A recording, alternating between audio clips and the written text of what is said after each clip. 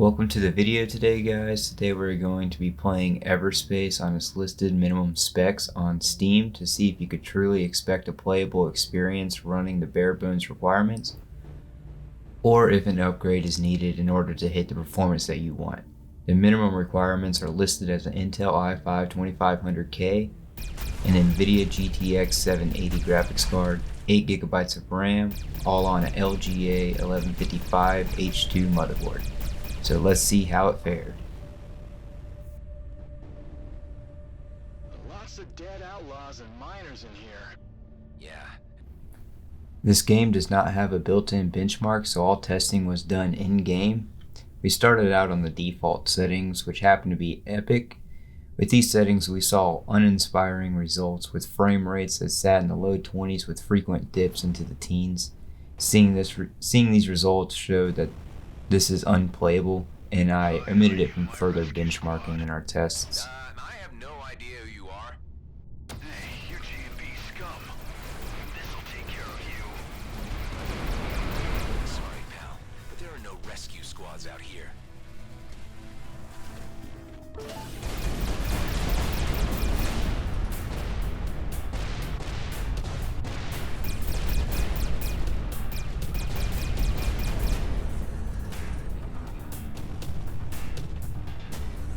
The cutscenes in this game, though, are a moving slideshow by design, making them very easy to handle, seeing over 60 frames per second, even at our epic settings.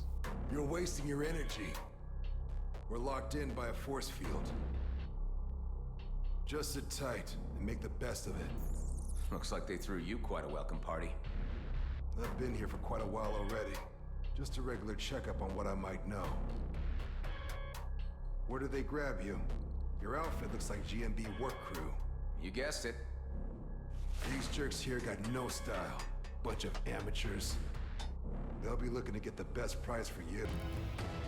Next, I tested on the high preset. During this test, I found better frame rates, but the overall experience was the same. When ships are exploding on the screen during the combat scenes, the frame rate tanks, making this setting a bad choice for any game that relies on combat to make the missions more challenging, which this is one of.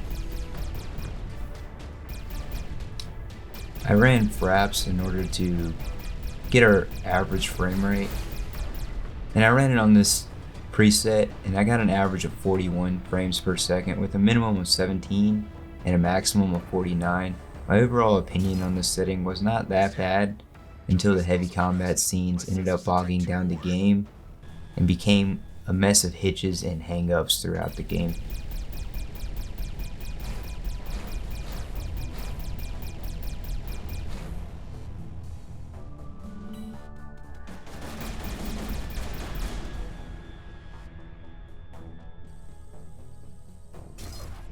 Two down. While using the low preset, we finally hit the magic FPS mark of 60 frames per second, and we stayed firmly attached to it throughout my gameplay experience. According to Fraps, our average frame rate here was 60 with a minimum of 43 and a maximum of 63. This would be my recommendation for achieving the most enjoyable experience. 60 frames per second is not necessary by any means in order to achieve a playable experience, but it does go a long way into smoothing out the gameplay and making it feel as though you're truly connected to it.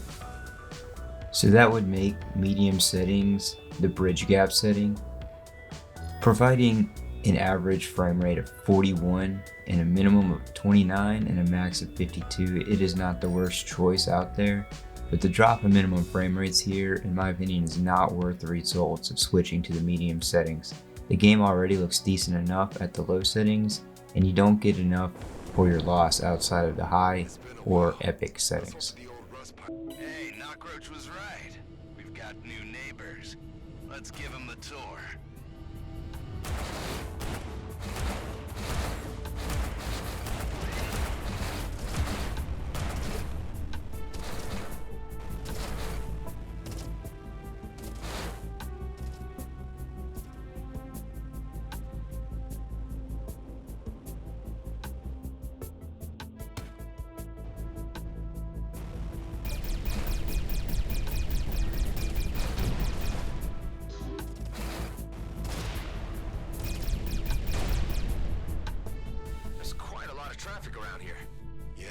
Something must have happened to our cloaking system. Any luck with those resources yet? I'm still on it. Excellent.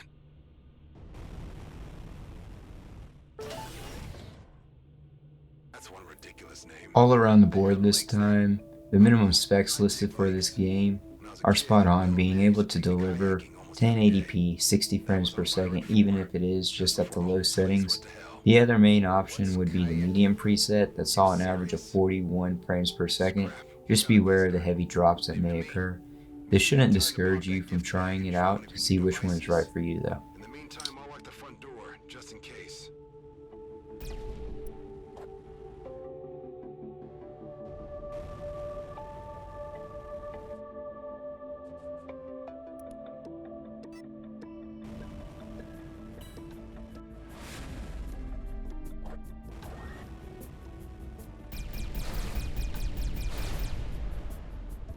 There. Alone again. He must have detected us when we reactivated the hangar. So about kayaking. And that's about all for today's video, guys. I hope this gives you some insight into what kind of requirements are needed to run Everspace at playable settings and at the most enjoyable settings, and what you can expect performance-wise with your hardware. Thank you for watching, and I hope it helps, and until next time.